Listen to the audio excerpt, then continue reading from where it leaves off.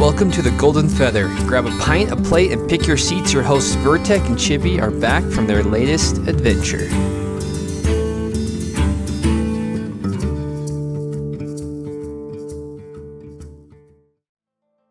Hello everybody. Welcome to another episode of the Golden Feather. I'm Vertek. Today is, what is today? Yeah, March 4th, 2022. And the title of today's episode is Surma Surely Loves Some Ashes. With our guest, Surma. How you doing? I'm doing well. How are you? Oh, fantastic. It's been a pretty good day. It's been a busy day, but good. It's the weekend now, so that's always good. Oh, yes. Glorious weekend. You gotta look out. There's a roguey looking archer on your right. Yes. Kinda sus. But on the other side of me is the lovely Chibi. How are you doing today? Hello. I'm doing well. And how about yourself?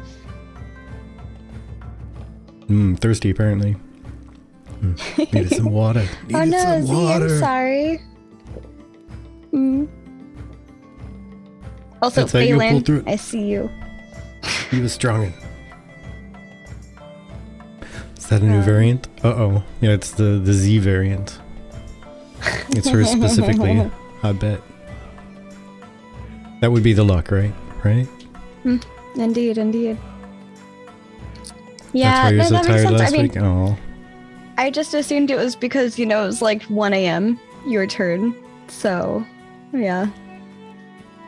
I mean, depending on who you talk to, there's plenty of people who would have been questioning your taste before that, but, it's neither here nor there. Love you, Z. You can only be contracted through PvP. Ouch. So before we begin, we just wanted to say we are planning to start with episode 100 and getting that back up on track on our YouTube page. So we are super sorry that we fell behind with that. And then we got kind of really overwhelmed by the number of episodes we had to catch up on. So we decided to start with episode 100, work our way to present, and then backtrack from there. Also, Karthos, I went to my barber and said, give me the Vertek, and he just asked me questions about video games. Makes sense. Thank you for the resub, 3 months. Appreciate that. Yes, maybe we should finally wake up to the correct mindset on pizza. I don't think so. Yeah, this is a trademarked look here. No barbers will actually talk about it. Yeah, they could get sued or something. Super secret. Yeah, I can tell. Shifty eyes.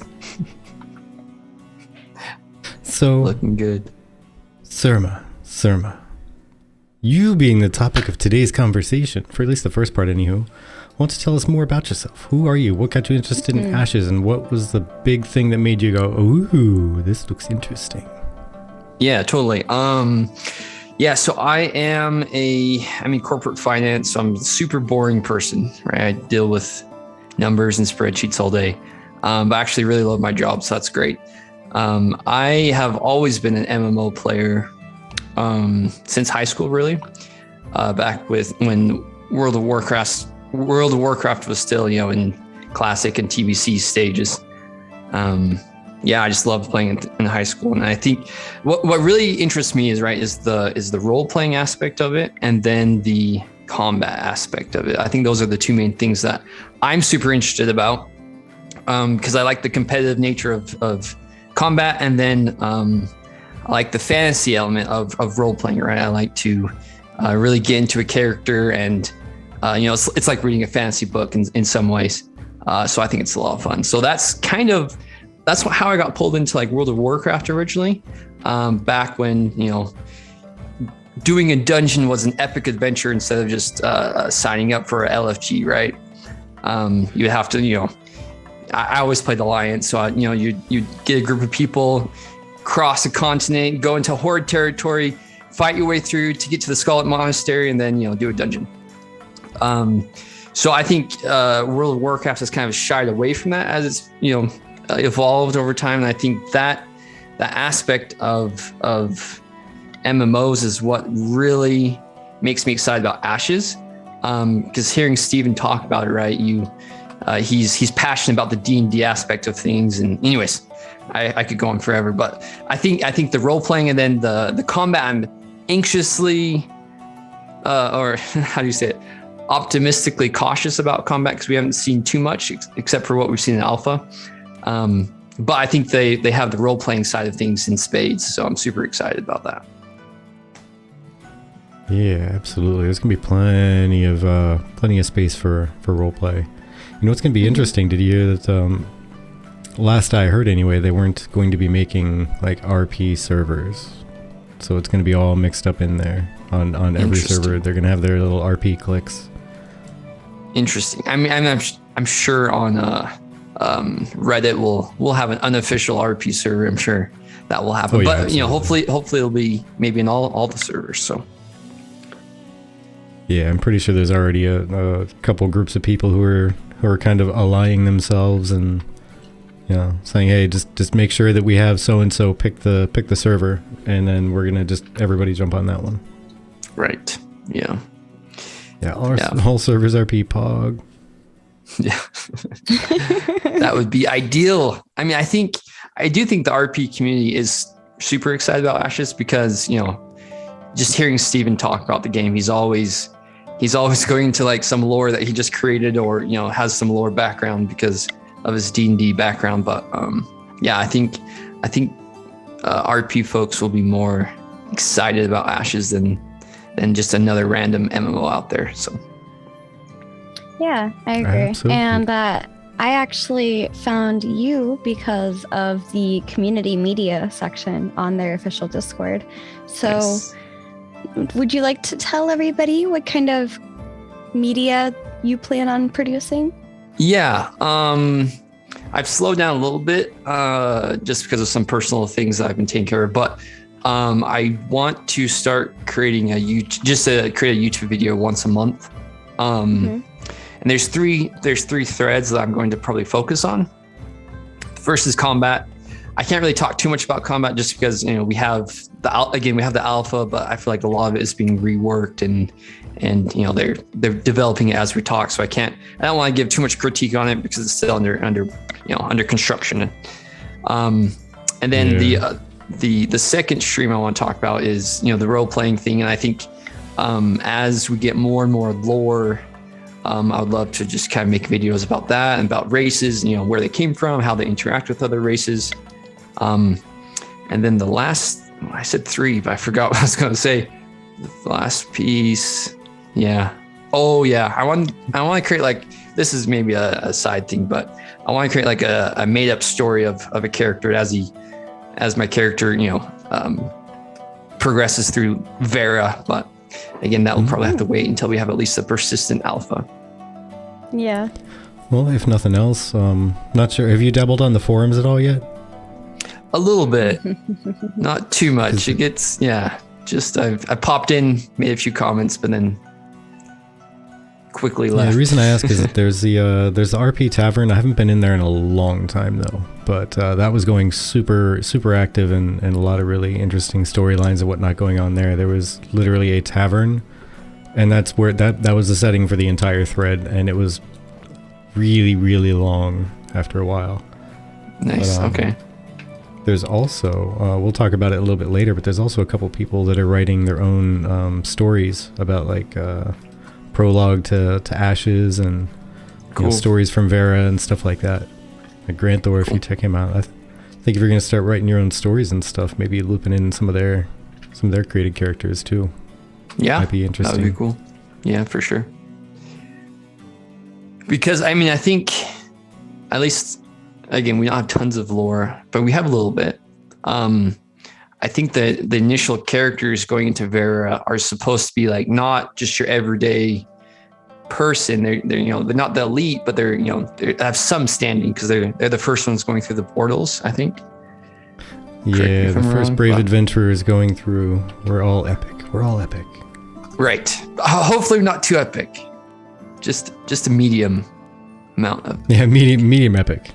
Yeah. We'll call it epic. Exactly. Just like blue gear epic, not like legend. Yeah. There you go. Yeah. You get it. The hometown heroes are still staying back at the other, the other plane or planet or world, whatever. Exactly. Just kind of hanging out there, protecting the flanks. Make sure no one comes up behind you and surprises you. Exactly. But what about you guys? Do you guys have like a specific character or race or class that you're settled in, or are you kind of open to explore? I know that one of them is going to be a Vec tank for me. Absolutely. Okay. Vec tank. Not so sure a bad guy. secondary. Okay. We'll have to say a bad guy. Yeah. There are no good guys. There are no bad guys. They're all just people. Yeah. Okay. Yeah. Yeah. What about you, Chippy? I know. Oh, sorry. Oh, here you go. Okay. I'm doing Py'rai. Okay. Healer of some sort. Okay. Even with the antlers, like you're still sticking definitely with the antlers. Okay. Especially because of the antlers. I was just gonna say exactly that. If anything, it's especially because of those. She saw those and was like, "Ooh, they better not change that ever." Yep, better not. If you change them, I'm gonna be mad. Yeah. Okay. So my last video, I made it. I wanted to go Py'rai, an archer, obviously with my thing, but I don't know. I'm not loving the antlers. I think it's cool that they're taking like an artistic direction with it, like making them distinct from the other elves and the Kalar and the humans. But I don't know if I want to be like Rudolph. Yeah, see, I like, I was told that Bartik was the first one to coin the phrase branchlers. But I missed chat during the live stream, so I don't know for certain myself. But yeah, branchlers, that's my favorite term. It's just, it's fantastic. It's perfect. Yeah. But The ideas is that the branchlers are going to be adjustable too. So you can have tiny little nubbins that maybe don't even stick out of your hair. Yeah, I could do little nubs. That's fine. There you go. But like the little cartoony satyrs. Yeah. The little tiny nubbins, little mischief makers. Especially the reason why I like it is because I play Druid in D&D. So I was like, oh my god, that's the epitome of what I want to look like. Yep. My inner Druid went, wee! But yeah, just because of what Veil Mist Warden says there with the blooming antlers, because if they're going to react to the seasons, that is insane and amazing. Again, every Druid's dream. Yeah, I want hair that reacts to the seasons. Exactly. I just feel like it's hard to be... Oh, sorry. Go ahead. Oh, I was just going to say, I have a character running around with a rose bush just during part of the year. Yeah, I don't want to be a horny elf. Was Lex Max saying? No, I mean, like, I want to be like a somewhat manly elf. And it's hard when you have horns coming out. I don't know. Maybe it can be manly. Who knows? We'll just see what. Sure it could.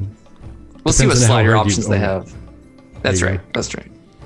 If you own it a lot, I mean, it could be super macho because you could totally be carrying around flowers to give to the ladies. That's specifically why you keep them growing. Yeah, I don't know. But sure. Yeah. My last D&D character was a druid who had a speech impediment. Nice. Choose Empyrean elves. Okay. I don't want to be a Roman elf, though. Yeah. Yeah. A Roman elf named Romanov. Yeah, exactly. I went giant Maltherian antlers. Yes, definitely. Sounds awesome. I also love the fact that you can do, like, they have the idea to incorporate like bioluminescence. Empyrean is more high elf, yeah. Also Golide. Sorry, I don't know which one you want to go, but it says, I want Py'rai cactus houses in the desert. It sounds awesome and terrible all at once because I just imagine being like pricked by my house. But also, I believe cactuses, or cacti, my bad, cacti have water inside of them. So that means your house would be like could have like a lot of water themes inside of it. Like So what you're water flowing saying throughout. is you could have a built-in security system on the outside and also And a built-in spa. water beds inside. Exactly. All I'm hearing are bonus features for selling something like that. They can be friendly cacti. Fair point. Fair point. So, But yeah. icebreaker question. Okay. If you had to jump into the world of Vera as yourself, who do you think you would translate into? Like you're isekai into Vera. Oh, that's a good question. I mean, I think I most relate with the Py'rai, but that was before I saw the horns. That's fair. So I might have to rethink it.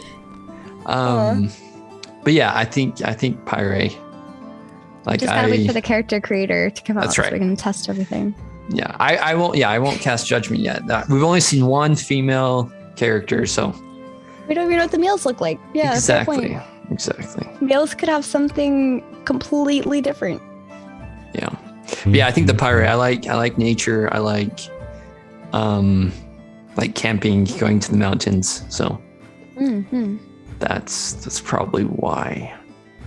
But Well, there you go. Maybe we'll have something more like why am I drawing a blank on the race? The D&D race that are like half demon. Jeepers. Tiefling? Tiefling, yeah. It would be like tiefling horns. Yeah. yeah, okay. Less tree, more goat / bull / aggressive raw creature. Who knows? Good. Horn's best feature of them. I really hope they don't remove it. Yeah, that tricks me too. A satyr. Yeah, the satyr. Yeah. Okay, Agree to okay. disagree, but that's okay. Which I mean, I'll still thank pick you. Py'rai. I'm still gonna go Py'rai, but 30 minutes. Wow, 30 months. Jeez. Is that how long we've been going at this point? 30. I think Wow. actually a little bit longer, just by like a couple months. I think Woodchip came along shortly after we started up. It's Yeah. still crazy to think about it though, because we did start in 2019. Jeez. Yeah, but it was early. I think it was almost exactly 3 years at this point. I'll have to go back and look at it. Losing track of time. Thank you, Woodchip. Yeah, right? Time flies when we have people like you guys in the chat. What if you could move the antlers around your head? Yeah, that's what I was thinking. And have them come out your chin or something. Chinlers. I'm gonna headbutt you to death with my chin. That's weird. yeah, that's weird. Yeah, he was our Yeah. first. He was a founder. He was one of our first subscribers, by the way. Yeah, 41 months. 41 months was probably back to we had a podcast before this. It was called Ash's Party of 5. Yep. And our shtick then was we had 4 people that were going to be normal, and then we would bring in a 5th guest every week. And we found out that it was really, really difficult to synchronize 4 people's schedules and a random guest. So Yeah. we dialed it back to 2 of us and left it at that. And even then we have difficulties with schedules sometimes, so Yeah, that's well. It doesn't help when work is being super annoying, like it has been. Yeah, true story. Totally. But, So combat. So, yeah. What? So come. So combat is probably one, besides like the role playing stuff, combat is probably the most thing I'm passionate about, right? What are your guys' thoughts? Because there's like, they have like the tab targeting, they have the hybrid, which is really, in my opinion, just kind of tab targeting plus, right? Like you can like auto attack free, but it's basically still tab targeting with, you put the reticle over the enemy and then you just send a spell. You don't need need to lead with a spell. The spell will still like follow the person. But anyways, yeah, what are you guys' thoughts on that? first off, Veil Mistborn says hybrid is a good example. It would be from Final Fantasy 14 if you've ever played it. My personal would be tab targeting, but that's also because I primary healer and having to click on someone if someone else were to run in the way, like if we're in a raid, and no offense to DPS, but some idiot DPS was like, I'm going to run from over here to over there when they needed to have stayed where they were. I don't want to have to like worry about clicking on somebody else when I'm trying to heal, like say the tank or something. So I like tab targeting for that reason. Sure. I think I'm going to wait to see when they're done working on the combat to see if I'm going to be more towards the hybrid. But I was kind of raised on World of Warcraft with my dad. So all idiot DPS raising hands. But yeah, no, I can't tell you how many DPS I've saved from dying when I probably shouldn't have, but I had enough mana left over to do it. So I was like, all right, fine. I don't want to sit here and have to res you later. Reinforcing their bad behavior. I know, but I don't want us to wipe because one person's DPS was gone. If I can help it. Saving a DPS is always worth it. Depends on the DPS. No. That's true. I've actively made that decision as a tank sometimes before. Like, I'm gonna grab aggro back because this person keeps stealing. I'm gonna grab aggro back because no, I'm not going to this time. Wait until. Alright, he's dead. Now I'll take it back. Yeah. Or sometimes I don't have to because that was the only person like capping out on their aggro and taking it from me. Everyone else was far enough behind it came right back to me afterwards. Right. But yeah, go idea. Before the raid, the less How many bribes have been paid? That decides if they get saved or not. That's what does. But yeah, go idea. I'll definitely come back to that clipping thing because as I understand it, it heavily protects against or prevents some clipping if it's done right. But as far as the combat stuff, I've always enjoyed games that have done a hybrid, and I've never really analyzed deeply the differences between tab and action combat systems and hybrid systems until Ashes came around and everybody made it a big deal. Right. But I like the games that do each when it makes sense. Like if you're ranged and you're casting a fireball, you should totally be able to tab target to which specific thing you're trying to throw that fireball at. If you're trying to shoot out a jet of flame, it should totally be directional, not tab target. If you're a melee and you're swinging a sword, why in the world in a giant sword arc would I not hit the thing standing 3 inches away from the thing right in front of me? Why would I not hit that?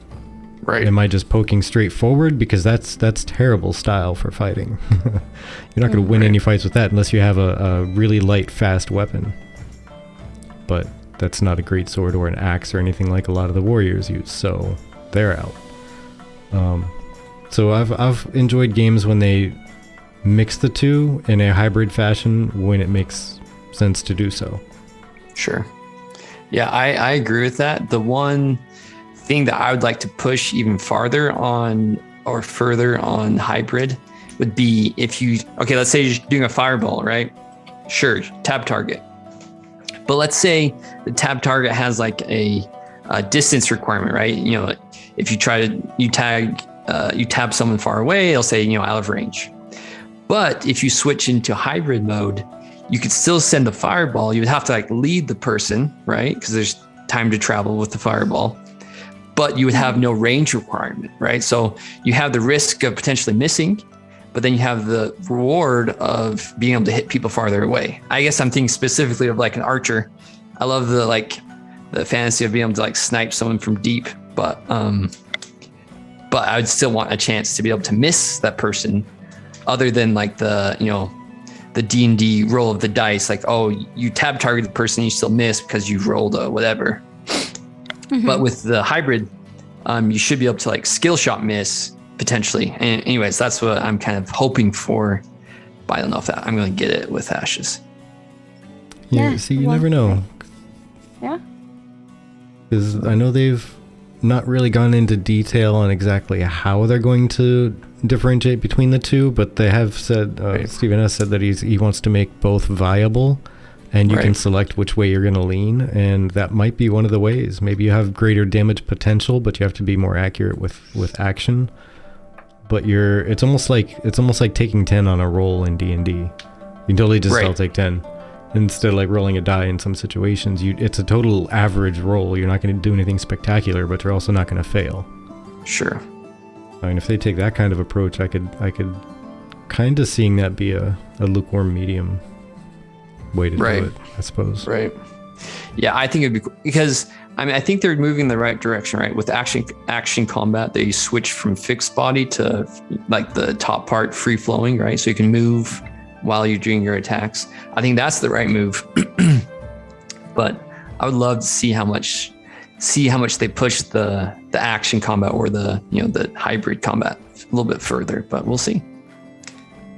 Yeah. Either way, I think they'll do a good job, right? Either if they stick more tab target with some, minor hybrid, like you're saying with, the sword swing or the melee attacks on the warrior, for example, or fighter. Sorry, using Warcraft lingo with the fighter, not the warrior. I think it could be cool. Yeah, definitely. But- Always talk about action Let's talk combat, about but where's the love for horror combat or thriller combat? Okay, guys. Karthos is our Sorry, resident dad Karthos. joker. Yeah. Sorry, my genre is combat. comedy combat, rom-com combat, rom combat. Yeah. There we go, rom combat. Wrong combat. These are all terrible jokes, guys. They are. Okay, moving on. Rom-com combat. That's funny. Mortal Kombat to you. Okay. Oh lordy. Okay. So as we were saying about things dealing with ashes for real. Oh my goodness. Totally not off topic. So random softball intro question here. 5 biomes. Apparently they've talked about being released officially, right? It Yep. was actually out on their Twitter. They had a little map, and even in this little video at some point, I forget exactly where, they had part of the map at least shown. And I'll find it at some point. Whatever. Sorry. I'm Um, just giggling at the chat still.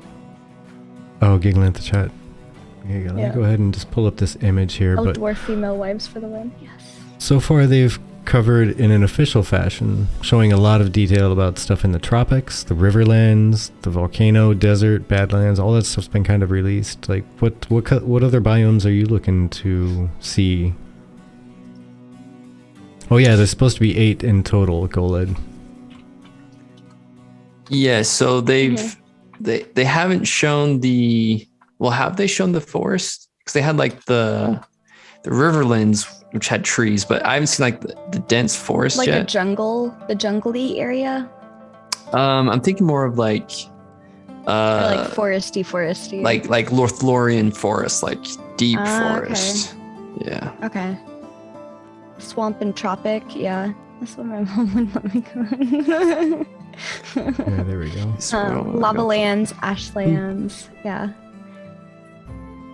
Yeah, basically, I just want to live in the trees. Yeah. So I think on the east continent, which they're not, this shot doesn't show.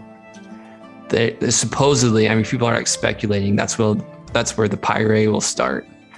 It's kind of like an autumn forest, which I think will be awesome. Yeah, and I know they've also, I don't think they really named it out on this map, but they did also show a couple different versions of icy areas too and snow areas between the UE5 reveal video and the Apocalypse stuff. They actually really had some icy maps back then. Yeah, Or an remember icy that with map, the I should mage. say. But it was really Yeah. crazy, yeah. I can't believe from 2017, I'm just reminiscing for a moment here.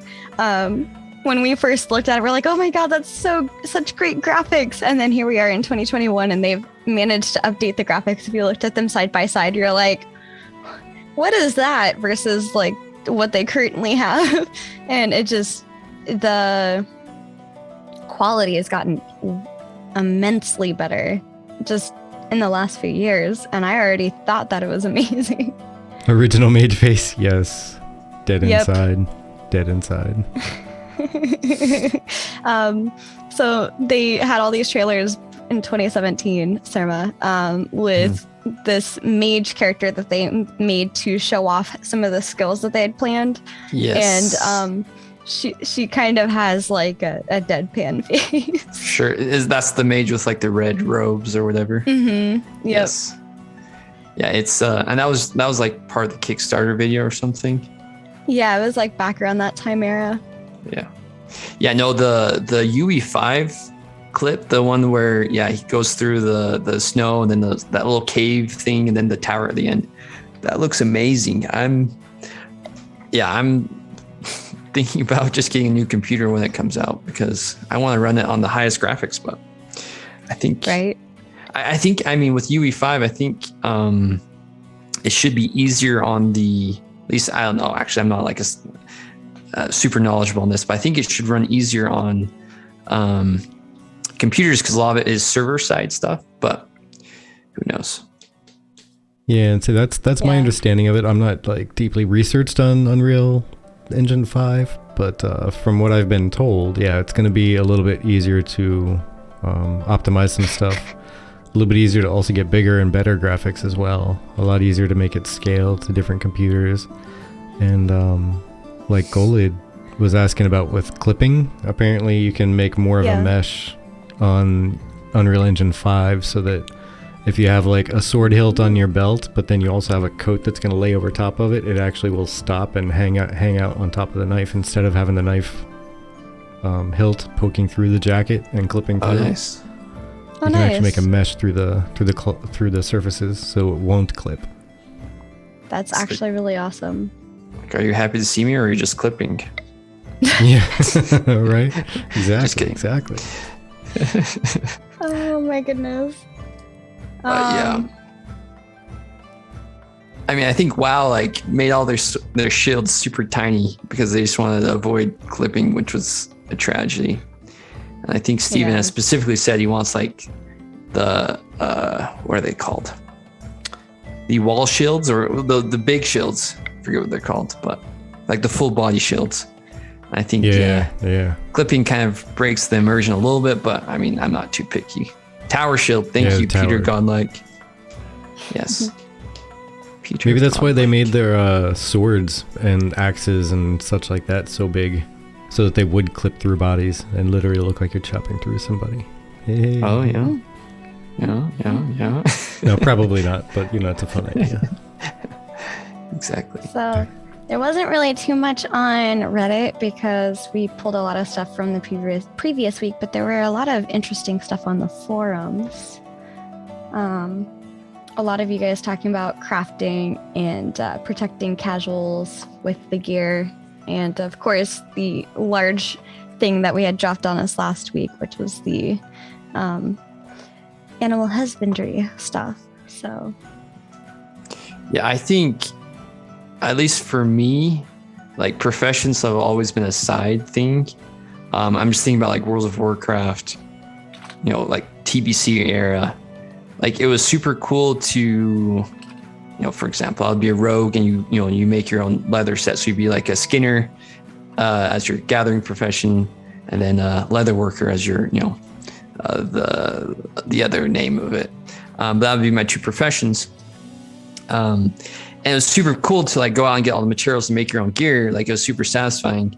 But the thing that was frustrating was after you've made your gear, there's no real point to, you've done all this work, you spent all this gold to level up your leather working, but then, okay, I made my gear, sweet, now I'm done, right?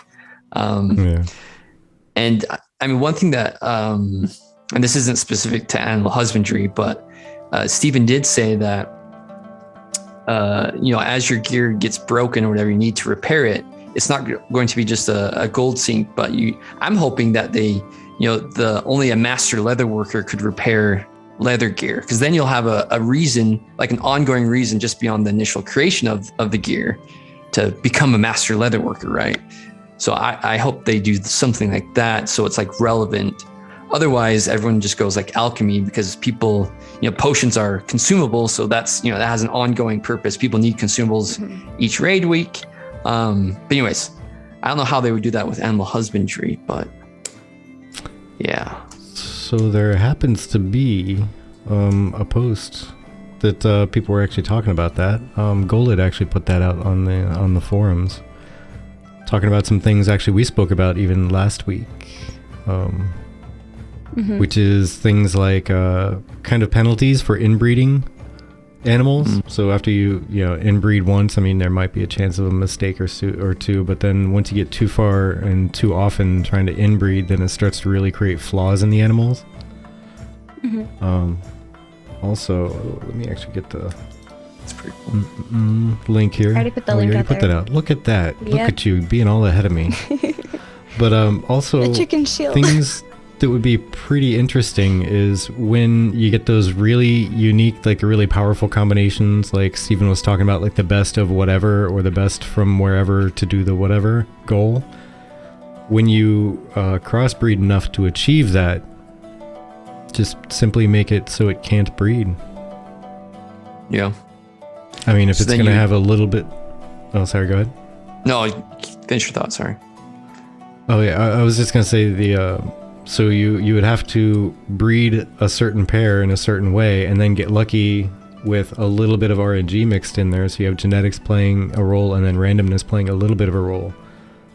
And then once you get that perfect breed out, it can't be bred further. So you still have to go back to that old pair and have them mate again, breed them once more and see what comes out. Is it another of that perfect set, or is it just a little bit off? And then right. if you were to also incorporate a limit to how many times you can breed, maybe not like BDO where you can breed a horse like 2 times and then it's done, and then you have to pay money to breed again. No, have it be like 20 or 30 times, something like that. And so it's fairly high, but you'll still end up hitting a point where it can't be bred anymore. Yeah. I think that's a good way to keep animal husbandry as a profession relevant, right? Because then you have to go back, like you said, start it with either, I don't know how far you need to go back, but you'd have to start the whole breeding process again to get the ideal mount or pet or whatever. And that would make those ideal pets really expensive, right? So that'd be a lucrative process. So these people could just breed and then, they get, let's say, a perfect mix of stats. They sell that pet. And then again, they have to start over, which would be, which would make them relevant, right? Otherwise, you would get that perfect mix, and then you just breed that perfect mix forever, and then you're done, right? So, I think whatever they do, I think they just need to make sure that there's longevity for all professions, right? With either that leather working example, or like you suggested, a limited number of breedings, or maybe pets and mounts aged. I don't know. Maybe this is a bad idea, but. So that, after, 6 months, you'd have to get, go through the breeding process again to get a new mount or et cetera or something. Just to keep it relevant. Yeah. Yeah, I think the only decent and I guess to use the word fair way of aging out a mount would be like number of hours used, maybe. Right. Or number of hours the player has been active while you've had it. Right. Or else casual Yeah. people are never going to have a mount. They're just never going to, because Every time you log in, you have to get a new one. Yeah. yeah, every like twice a month or 3 times a month you log in for a couple hours, and your mount's gone after logging in 6 times. Right. You put in a total of 20 hours worth of play, your mount's gone. Right. Yeah. Sorry. People making jokes at me over here. They are. Wolfie McGee says, I would want, if you can make it, you can repair it, armor or weapons. Animals, different unique animals, only having the knowledge to learn the best teams or training for mount or burden or pet. Yeah. Item degradation is cool. I think they're worried that would be perceived poorly, but it worked in Star Wars Galaxy. Yeah. And after 150 hours of having a dog, we get to have an Totally. Yeah. 150 hours is the limit. Get that dog out of my face. Yeah. Bored of this one. Can we return it? Exchange? Oh God. Get a less barky model. I mean, to a lesser degree, right? This isn't an MMO, but like Breath of the Wild, that has item degradation. That's a hard word. Degradation, like you would, it's way accelerated, but Yeah. it does make like doing old content relevant because you need to get that sword or you need to get that shield or bow back. So Yeah. Yeah. I wonder if you can deconstruct your mounts. Deconstruct the mounts if you want to start over. Yeah, see, the only type of item degradation that I've dealt with in a game that made sense to me and didn't immediately make me say, what the hell is this? They're just trying to cycle items through, and that's the only reason for the system. right. Is that every time you repaired, it removed 1 maximum durability. But at the same time, if you didn't repair and it did get down to 0, it would destroy the item. So you had to repair it. You had to keep an eye on repairing it, but you didn't want to repair it when it was only half in need of repair. You wanted to wait until it was getting pretty low. So it was kind of a balancing act, and you really had to pay attention to your gear. Yeah. I Casually can't with deconstruct chat a horse. today. I'm sorry. Yeah. Casually deconstructs the horse, attempts to reconstruct it. I believe that's called a science museum. If you had to deconstruct your mount, would you start with a cow and then end up with a burger? Just saying, sometimes improvements are made in the process. Ooh. Mounts need to last forever, thanks. And they still could, right? If you just have that whole thing where mounts can't reproduce after, there's only so many times. Anyways. Yeah. Yeah. Sorry. That would work as well. But yeah, I think honestly, I think mounts not expiring would be ideal because people are still going to have like People want to a collect. new character they're going to make. There's going to be new people coming to the game. There's going to be somebody who never bothered getting, I don't know, a giraffe before, but then suddenly they decided to be a gatherer and they realize they can get leaves from the top of a tree if they have a giraffe mount. I don't know. Mm-hmm. Yeah. Whatever the reason is, they just never really got that mount before, so now they need to get one. And if, standard horses are common and you can buy them from a stable master for 10 gold, but a solid racing horse is going to be like 300 gold or 1,000 gold, because that's going to be bred from, 3-4 different lines of horses and, thoroughbred lines and all that fun stuff. I could see it being a nice perpetual need for tamers and animal husbandry peoples, just in general. Yeah. Karthos does make a good point, though. Yeah, imagine mount off halfway through the mount off, someone's mount expires. That would be very sad. Oh man, look at that horse. Boop. Yeah, it's Just just fall gone. to the ground. Yeah, I like the max number of breeding. I like that idea.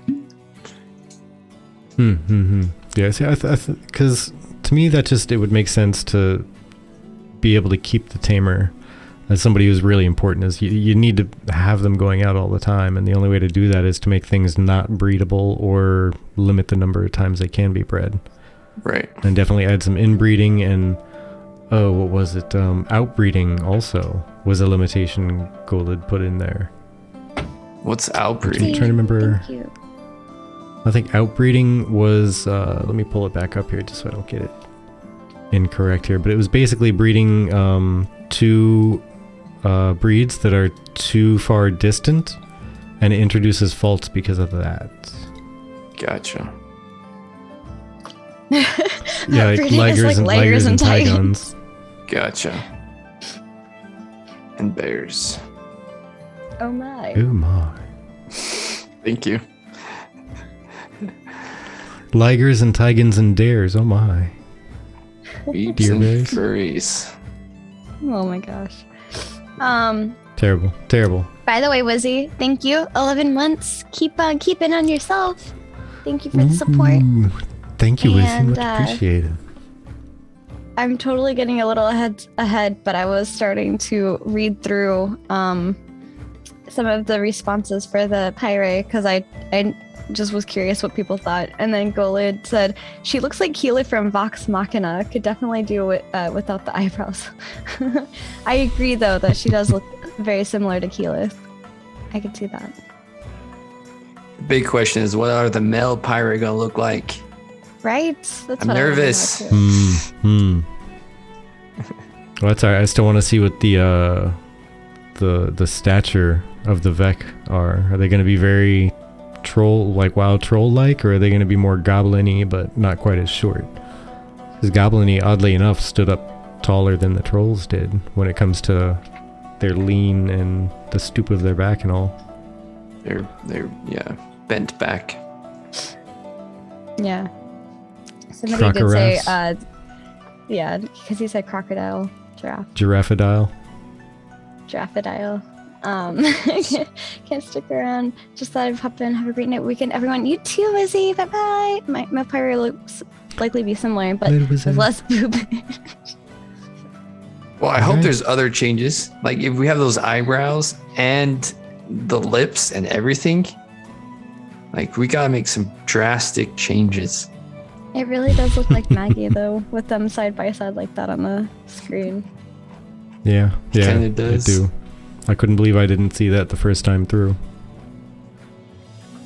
It was the second playthrough watching the video that got it for me. Yeah. Ooh, here you go. So here's another one that I saw with it was a post from V-Man G-Man on the forums talking about protecting our casuals, gear. So their proposal was to have gear only account for 20 to 30% of a character's power, and I suppose skill and build filling in the other 70 to 80%. As a combat enthusiast, sir, what do you think about that? Do you think it should only be 20 to 30%? Do you think it should make up half, or do you think a gear should be the larger majority of the power? No, so I am super I am definitely an advocate for gear making up less of power gain. I think just as a normalizing factor, right? So I'm all for leveling being a big difference, right? Like if you're 10 levels above someone, I think you should be able to just destroy them, right? So that you have that sense of progression. But I think end game gear, like that gearing cycle of raids and kind of the weekly or monthly cycle of end game gearing, I think that should give you 10 to 20, maybe 20 to 30% more power, because I think there's so much prestige that already comes with having that, that low drop item axe from X raid. I don't think you need to also then just dominate everyone else because of it. So I'm a big fan of, especially as it pertains to PvP, which, because this is a PvX game, it's going to be ever present. I think it should. I would even say less, like 10 to 20%. Someone who's fully decked out in end game gear should be only like 20% more powerful than someone who's like pre-raid this. And that's just my opinion, though. So you're basing it on 20 to 30% difference of equal level gear, is what you're saying, rather than like from level Correct. 1 sword to level 50 end game raid sword. Correct. That would be more than a 20 to 30%. Okay. Correct. Yeah, so if I'm level 50 and decked out in blues, like pre-raid best, let's say, and someone's decked out in purples, yeah, I would say I should be able to outplay them if I'm better. But if we both are the same skill level, they'll beat me, because you'll have a 20% advantage. Yeah, that's something along the lines of what I was thinking, because I was almost thinking that it would end up being a percentage-based boost off of where you're at, or it could be something like that to make it fair. Sure. That way, if you're starting with just grays, it would be a certain amount, but then if you go up to, let's say blues is the next level, that would be a 10% boost, and then if you go to greens, it would be another 10% boost, and then Sure. et cetera, like another 10% boost every time. Yeah. But I know somebody was talking about literally, not in this thread specifically, but previously I'd gotten in discussions, and somebody really thought like no matter what gear you have, if the gear is in the game, it's going to be about a 30% power difference between the highest and the lowest. And that I thought was kind of a silly difference. Yeah, no, I don't. Yeah. I think that's silly too. If someone's decked out in grays and someone's decked out in purples, I think this should be a much bigger than just a 20 to 30% difference. Yeah. Mm-hmm. Or even for that matter, even what they were talking about was kind of equalizing all gear to where there was very little difference between a sword, just let's say your standard sword of level 1. Sure. And a level 50 sword. There would be very little difference between those.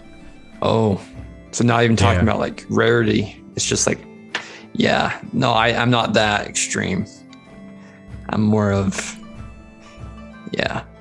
So how I view, and this is, I think raiding is like a level that some casual gamers will never get into, just because, you know, you have to have a community, you have to, you know, typically be a part of a guild, right? There's always just random guilds that will let people just join, but for the most part, you have to be part of a guild. You have to be, you know, active in the community. But like pre-raid BIS, typically, at least, you know, I'm thinking about World of Warcraft Classic specifically. You know, you can just farm the end game dungeons really, you know, over and over again with a bunch of, you know, not close friends, but, you know, a group of 5 people that you find.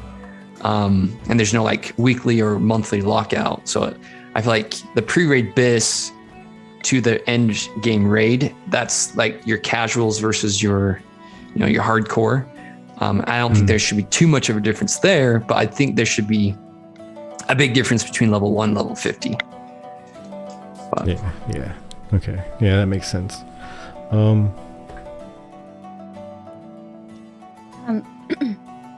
Ashes and Air says, we don't know what Steven meant when he said gear will provide 50% of the power. Is that naked versus best in slot, or white versus best in slot, or what?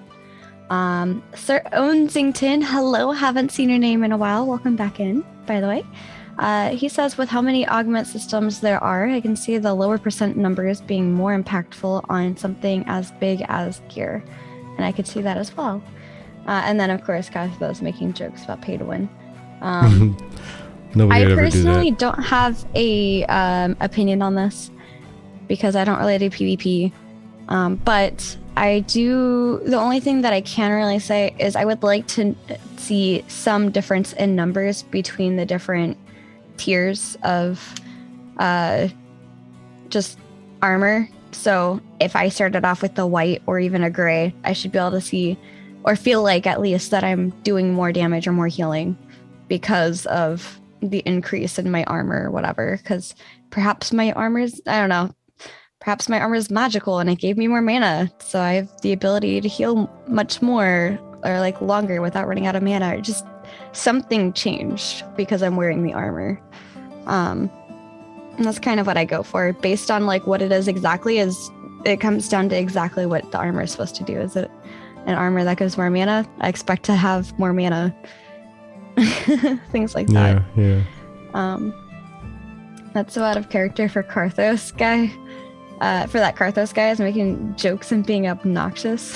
Which says you need an incentive for gear chase. If you don't have a clear power boost, that takes away the incentive. I bet your skill level will be a good portion of your power too. A skill that's tier 3 will do more than one tier 1. I think that should be ideal as well. The gear chase is why some people play in the game. Yeah, exactly. Like getting to the end content and getting that better gear. For me, it's how does my gear look? That's my chase. There you go. Cosmetics are end game. Yeah. But real quick there, Surma, I know that we forgot to check before we came online if you had any kind of time limits. I know we said we told you we typically do about an hour, but are you on a time limit or are you trying to? I don't have a hard stop, so yeah, I can hang out. But okay. I also, if you guys want to boot me, I'm also, that's fine too. not boot that has negative connotation. Yeah, no, like but don't bump. Yeah. Okay, cool. Well, no, I think conversation's going pretty well, so don't want to end up just cutting bait and running if we didn't have to. Alrighty. Well, for those of you that are not yet subscribed, I apologize, but I'm going to go ahead and run a 2-minute ad. For those that are subscribed, you're not even going to tell that anything's happening, but this is so that other people don't have to deal with pre-rolls for like however long we go. So I apologize. We love you. I'm going to run a really quick ad. We're going to talk about nothing terribly important for the next X amount of time. Yeah, not really. Ad incoming. I was at some trying to point we gotta make get this. that. Sorry. Oh, there we go. When I was trying to get the bot fixed, that's why I saw the thing that I sent you, because I was trying to add that in as an exclamation mark ads. Wow, that's amazing. Does Zoom really tell you guys that? Wow, it's all in our leaks. Like, you're not kidding Lex, anyone. that's fantastic. Are they gone yet? It's time to talk about them. Oh, that's why we love Lex. Yep. Quick ad run. Yep. That's Yeah, That so wasn't a 2-minute ad? Well, it says that there is an ad in progress for 1 minute and 2 seconds still, so I don't know. I thought I had 90 more seconds to talk about them. yeah. No. I don't know. No. Trash talk ends soon. Rip. It said play 2-minute ad and I clicked it, so. Maybe I'm the only one who escaped. Right. Maybe, Psycho. Escape. Could be. But what were we going on about? They want more. 2-minute inventory time. Yes. Yeah, that's right. We're talking about gear stuff. Yeah, what do you guys think is stuff, yeah. Like? I definitely agree that like power gain is necessary, right? You need to power gain to make it more. People. That's why people do the end game stuff. But what do you think is the right mix? Like right percentage, right? Yeah, personally, I think somebody, I have to scroll up to see who it was. Somebody mentioned Ashes of Nera said, we don't know what Steven meant when he said gear will provide 50% of the power. Is that naked versus best in slot, or white gear versus best in slot, or what? Personally, I could agree with being no gear versus max gear. Like that, you suddenly add 50% to your power. Like half of your power is your gear. If you strip off all your gear, you're now half as powerful as you used to be. Mm-hmm. I could see that as being a thing, because that's almost comparative to what you were saying of max level gear or equal level gear being 20 to 30% difference from the best at that level to the worst at that level. Like best to worst at that level is 20 to 30% of your power. Mm-hmm. Kind of the same thing, I think. Yeah. I feel like if you want to be hardcore enough to push really hardcore stuff, you should be rewarded with the heavier armor, better hitting weapon stuff, because you earned it at that point. You're pushing pretty hard to get there. I feel like that's a good incentive for why a lot of people that are hardcore raiders or content edgers like doing that kind of stuff, because there's like the cool new gear, there's the interesting and unique mats or recipes, what have you, that drop. So they're getting access to that first. Zalta, welcome in. Oh, by the way, Golid, thank you for the subscription. We appreciate the support. Welcome in. Yes. Thank you much. I was going to wait till she was done talking to mention that, but yes, thank you. That's appreciated. I'm on top of it all. And by the way, we are working on getting you guys who are just followers a static version of that emote, so you guys can also do the cheers thing with our mug. So you got to remember to actually ask her for that. But yeah, I think if you play hard, work hard, play hard, right? So if you work hard at the end content kind of thing, you should be rewarded with that kind of tier of armor and whatnot, in my opinion. Yeah, I agree. I do think there's like a delicate balance of creating a like almost obligatory gear treadmill where like every week there's a slightly more powerful item that drops. Or I think WoW ran into this a little bit with Mythic Pluses. I love Mythic Pluses, but because you're always pushing the envelope, there's always you know, the next gear item is just 5 item levels better. And you feel like if you miss 1 week, you're falling behind, and it's just like now it's stressful in a job, and it's just but I think there's I've always balance, been a fan right? of like quarterly or so, maybe even every 6 months. Like every 6 months or so, there's a major release, and just everything is the same gear level in that release, except for maybe a legendary or super awesome item that gets dropped, and it's that one specific thing that you got to go through an epic quest to get. Right. Yeah. But like don't overdo it with like, again, with the Mythic Pluses. Those were fun because that was a fun way to get decent gear when you're trying to go out into the world and like not die as quickly. Like that was fun. But to have to feel like you need to stay up on that is more not so fun. It's less fun when you're not pushing. Or when you are pushing. It's less fun when you are pushing because you feel like, again, if you miss a week, you fall back behind. But when you're super casual and you're like, let's just see how high I can get. Everybody else is like way beyond me, so I'm never gonna get there. So I'm not even worried about that. But let's just see how high I can get, how well I can do.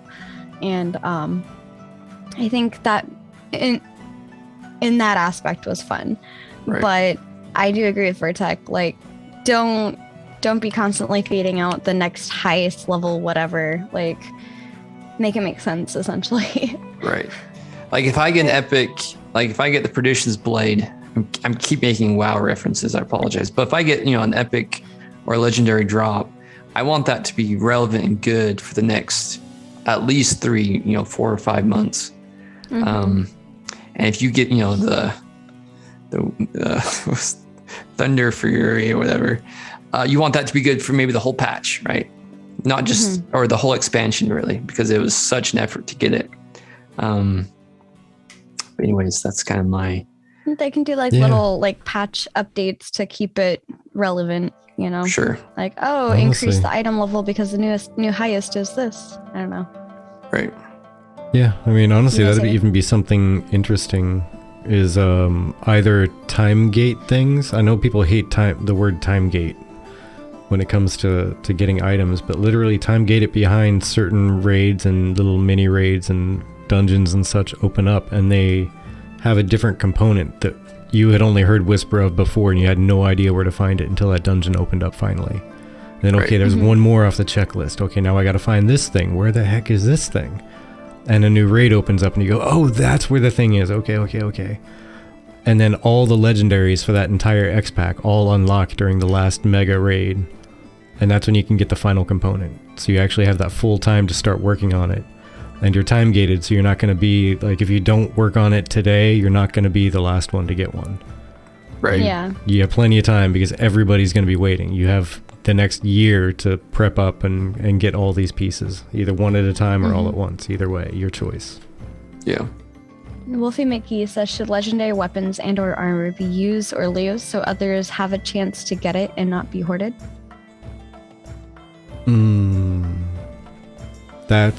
That's a tough one, and I think this game is one of the only that I would personally have had to think about it on. And that's only because they said there are going to be very limited drops of the legendary items. They're truly going to be legendary. And you can't even have one per account. It's just one on that character, and that's it. Yeah. So, Yeah, I don't know. I mean, I know Steven's like super about like scarcity, right? With flying mounts. Yeah. So I wouldn't be surprised. There's just like one sword.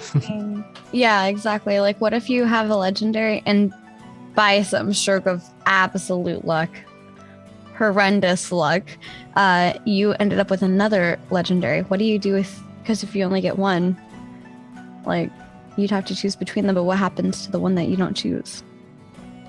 Oh, I was just saying, like, you can't have, like, you can't take the weapon and give it to like another one of your characters or something like that. Like it's bound Right. to that character, like soul bound. Oh, like one character has it at all. Yeah, like some games will let you like trade items Gotcha. between. It'll be account bound instead, but no, they're going to be soul bound. Yeah. And Also, is it RL time or in game time? What happens if you go on extended vacation, right? yeah. Yeah. Yeah, that's a tough call because in theory it would be more quote unquote fair for that, but how rough would it be if you're a legendary collector and you every single expansion you've hunted down and you've gotten this lucky and you got a legendary from every single X pack, every single raid that gave one up, you got one. Every single, epic quest line that gave one out, you got one. And then you just decide to step away for like a month and you don't play any of the characters that unlock them because it's on multiple characters. And then you come back and you focus on catching up because you were gone for a couple months. And now all of your legendaries are gone. Out of all of your banks for all your characters, they just poof. That would be incredibly rough. Which upsetting you need to get your priorities correct. No vacation for you. No vacation. Gaming is vacation. Only Ashes. Sorry? Yeah, Ashes Only is vacation. You're literally visiting another world. Okay? There you go. Literally. So that scenario, I think it'd be hard with legendaries, but I think that's how they're treating flying mounts, right? You get an egg, a dragon egg or whatever. I think it does expire whether you're there or not, right? You get 30 days to fly on it, but Yeah. And or if you're the mayor, right? You're only elected mayor for the next 30 days, so then you'll be, you have that flying mount, or you're royalty, whatever.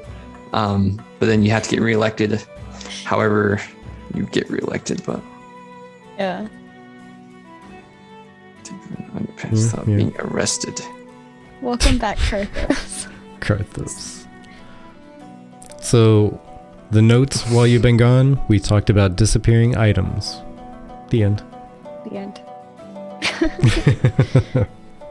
But yeah, I don't know. I think the only tricky part of that is just the acceptance of players. Because I would be willing to accept the fact that only very few people of special caliber, election status, or luck are able to have a flying mount for a certain amount of time, because so many games don't let you fly until a certain point in the game because they want you to experience the landscape. So I can totally accept that in my mind. Sorry, I didn't mean to interrupt. No worries. What do you think of like the autopilot pathing? Like Ooh, like the bats. The bats that you could ride, Like the taxis? you get on the bat and it takes you Oh. like flat flight points or whatever. I have always been a fan of those because you have to get there and unlock them anyway, right? Yeah. I think they're necessary. You're gonna have a huge map to some extent. I agree. I used to use them to go do my laundry. I need to get from here to here. I'm going to run south when I need to go north just a little bit to get to this one. And then I'm going to take a really long flight path up to the north where I'm trying to get so I can run and go do laundry. Yeah, the only thing I'm now thinking back is like if you're transferring goods, right? Let's say you farm materials or get what they call them. Tokens, not tokens. What do you call them? You kill wolves in the northern region and you get these things. I forgot what Stephen called them. And then you go sell those, the pelts or whatever in the south. I do think it'd be cooler to actually have to travel that way, right? Instead of just jumping on a flight path. Recording stopped. But yeah, those are just my thoughts. What? Really? Why? Yeah. Well, because then there's no threat of like being attacked. Sorry. Zoom stopped recording. Sorry. Okay. Okay. But We're out of storage. I cannot continue recording. Time to move this. some stuff. Yeah. That's fine. Okay. My bad. Sorry. That was so unexpected. Sorry. I didn't even think to clarify. Yeah. But I was going to respond to your comment about going from north to south if you're having the pelts that you're trying to sell, right? So Right. I was thinking those would be more required to be on by caravan because you can only Sure. take so much, but you could take a lot more via caravan. So then you're stuck going by foot, essentially. Gotcha. So like you only can hold X amount of pelts if you're just in your normal bag or whatever. So you could fly those. But if you want to transport like 500, you'd have to do a caravan. Or can you not take any pelts onto a flight path? I think And you can that's take all whatever to you have in be your remain pockets. seen. Yeah. Yeah. Oh, okay. But I think that remains to be seen of official note. yeah, see, I think a taxi system could still fall under something that's reasonable even for the world of Vera and the limited flight that they're talking about, because it would still be, or it could, I should say, still be a node funded thing where the mayor has to dump tax money into a taxi system, and the only travel points you can go to are nodes that have unlocked those taxi points, and you had to have already visited that node.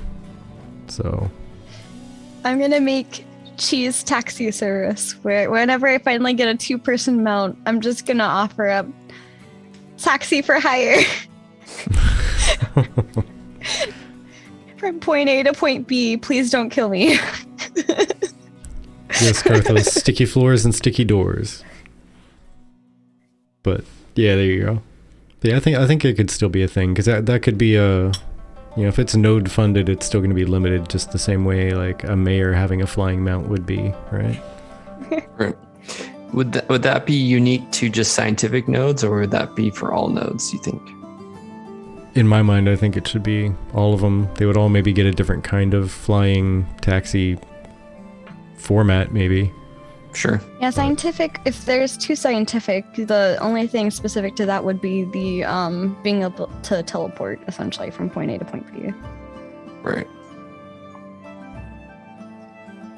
And stop Could to you stop. cash cab too? Someone get on your 2-person mount. You ask them a series of questions for gold. I like it. At the flight taxi stop to continue.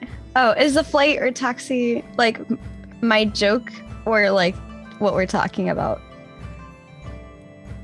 I think Like that's to stop at each individual location. I think it'd be a stop to stop if it was anything like WoW was, where like it would stop and you'd hear like ting as you like paid a little toll for hitting that one on the way up. Yeah, I mean, if gotta nothing else, it could end feed up the being bat. from like whatever node dumps money into it. They're the only ones who get that taxi service. Yeah. So I think somebody elected as like mayor of a metropolis. I think the lower tiered nodes still have people elected at like tier 3 or something, right? And they decide what happens inside there. I'll have to look that up. I could be totally wrong on that. That's actually something that's never occurred to me to look into. I don't know why. But either way, it'd still be... rickshaw ride. Yeah, there you go. It'd still be crazy convenient though, even if there's only like the 5 metropolis that have a taxi to it. That's still 5 corners of the world you can get to.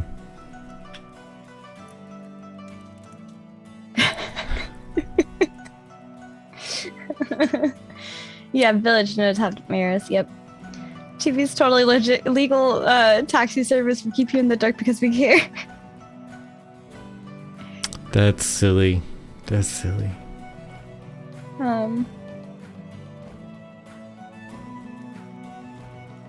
Let's see. So I found this really nice meme that I like, and it came from, of course, Reddit, because that's where I find my memes, from u/my bro Viero. I'll post the link. I like good old Spider-Man stuff. GP is totally legal and taxi service sounds like a really bad anime. Or a 70s porn show.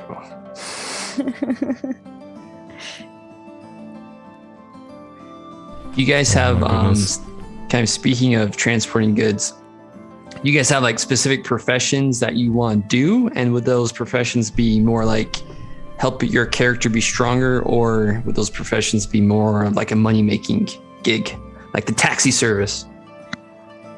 Oh, well,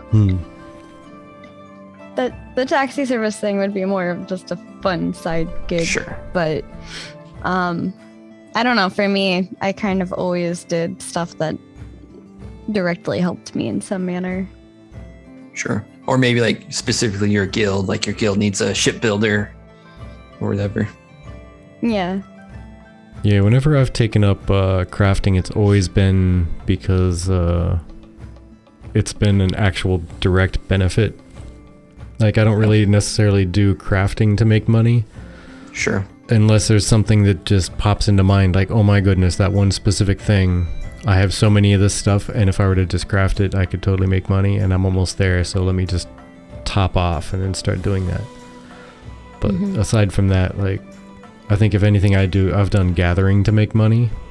Yeah. Just because that's while I'm running around, I can gather stuff, put it in my bag, and just dump it when I get back to town, and I'm good. Until you run out of bag space. Right. Yeah. No, I think crafting stuff. Okay. I was gonna say, I think I agree with that. Like, I typically make money through combat, right? Farming the wolves or farming, a grind spot where I just kind of rotate.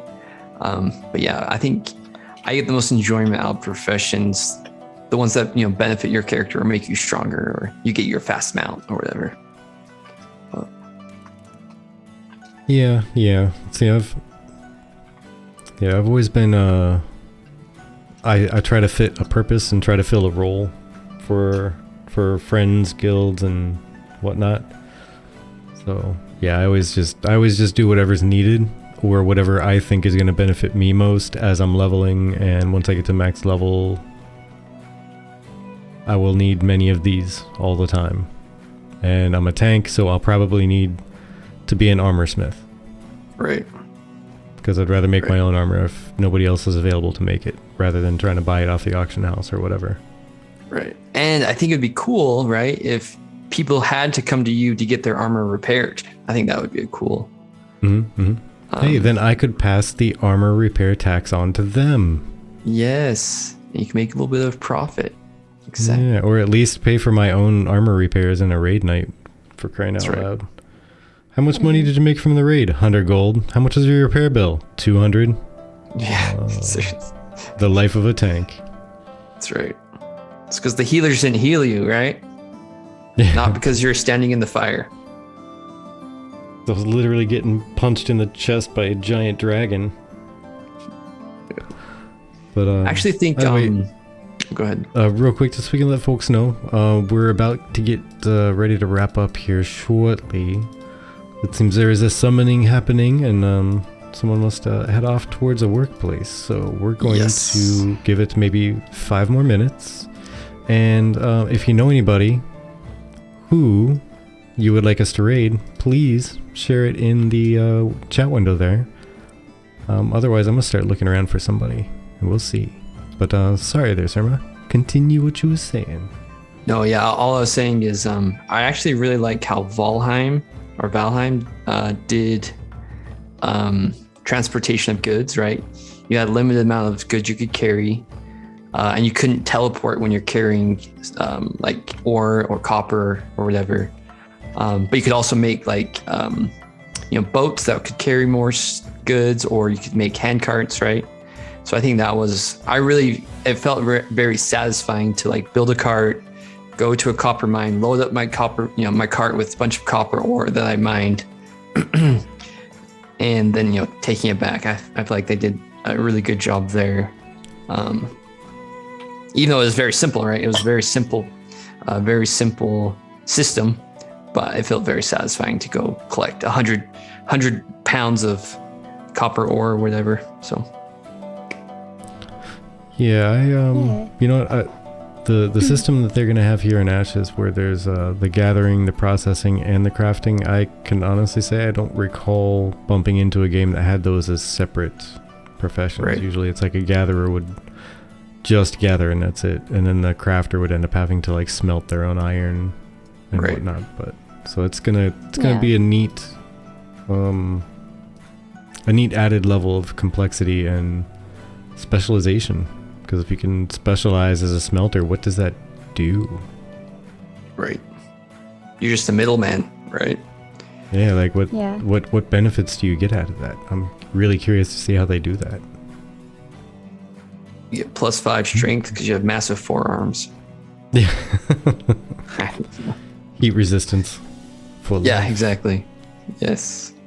All right, so for our raid options, they're kind of your typical raid options of what we generally have it on Friday nights. So nobody really knew. We have Yokai Theater playing Humankind. We have Tech Deck playing Lost Ark, Simmerg playing Elden Ring. And from there, it's just much larger people. Dragonbone ingots. Sorry, I saw that as I was looking around, and Wolfie McGee, I guess say that's interesting if you can melt down dragon bones and turn them into ingots. Mm-hmm. Which um, I was meaning that the crates would feel more like a niche thing because of the people that rely on storing that much. But I don't know. It'd be interesting, I guess. I don't know. Until I experience it firsthand, it's hard for me to say if it's truly over complicated, because I also remember World of Warcraft having a bank where you could store items, but instead of having a bank, you have a crate. So, I don't know. Just hopefully where your crate is, you don't have the node doesn't get taken over, Yeah. right? Because I also like that nobody can steal stuff out of your bank, but they could probably steal stuff out of your crate, which I would feel very much less enthused about. yeah, Yeah. The whole point of Yeah. storing it was safety.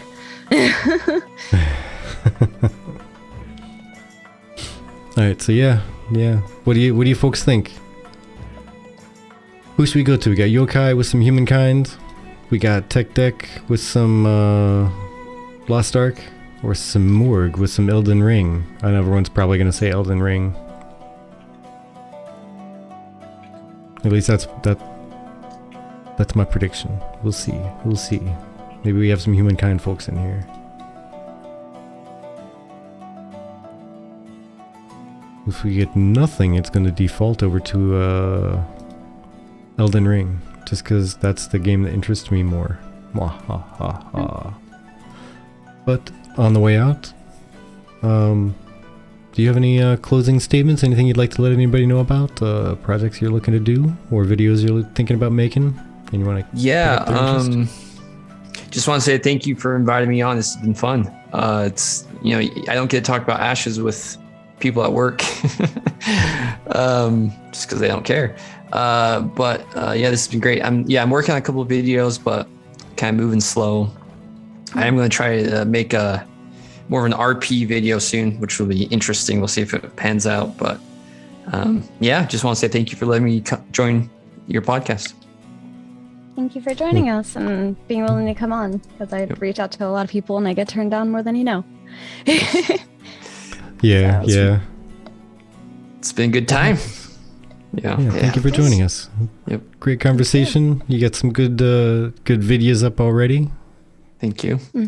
Happy to see that, and even more curious to see where it goes from here. Just keep doing what Yeah. you're doing. Yep. Awesome. Thank you. All right. We'll see you guys later.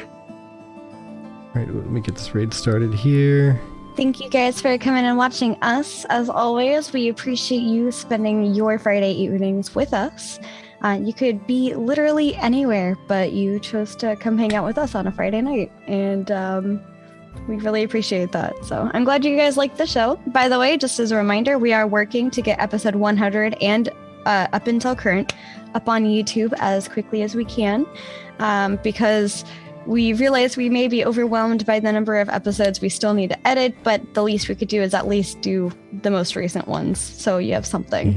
Yeah. We'll go from episode 100 on, and then we'll backfill.